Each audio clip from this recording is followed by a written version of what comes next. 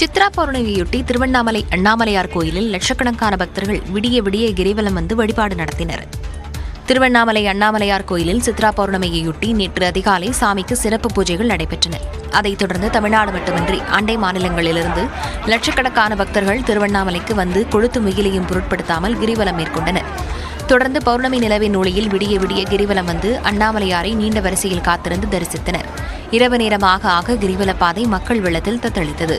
இப்போ நான் 3 வருஷம் வந்துட்டு இருக்கோம். நல்லா இருக்கு. இப்போ நல்லா போயிடும். ஒன்றும் பிரச்சனை. நம்ம சாமி நினச்சி நம்ம வரும்போது ஒன்றும் தெரியல, கஷ்டம் தெரியாது. சுற்றி வரும்போது எந்த ஒரு வைப்ரேஷனோ நம்மளது இது பண்ணாத சித்தனுடைய ஆசீர்வாதம் அனுகிரகம் என்னைக்கு இருக்குன்னு சொல்லிட்டு அருணாச்சல ஈஸ்வரர் வேண்டிக்கிறேன். நான் 20 வருஷமா வரேன். நல்ல பலன் இருக்கு. எந்த பிரச்சனையும் வந்து சந்தோஷமாவும் இருக்குது. நல்ல வேலை வாய்ப்பும் இருக்கு. குடும்பமும் நல்லா இருக்கு. நைட் டைம்ல நல்ல பாதுகாப்பா இருக்கு. போலீஸ் ரவுண்ட்ஸ்லயே தான் இருக்காங்க. ஆம்புலன்ஸ் வந்துனே தான் இருக்கு. நல்லா இன்னைக்கு அண்ணாமலையார் இருக்கும்போது நான் நல்லா இருக்கேன். ஃபேமிலி ரொம்ப சந்தோஷமா ஒரு மன திருப்திக்காக மாசம் வரும். 316வது டைம் 316 டைம் வரீங்க.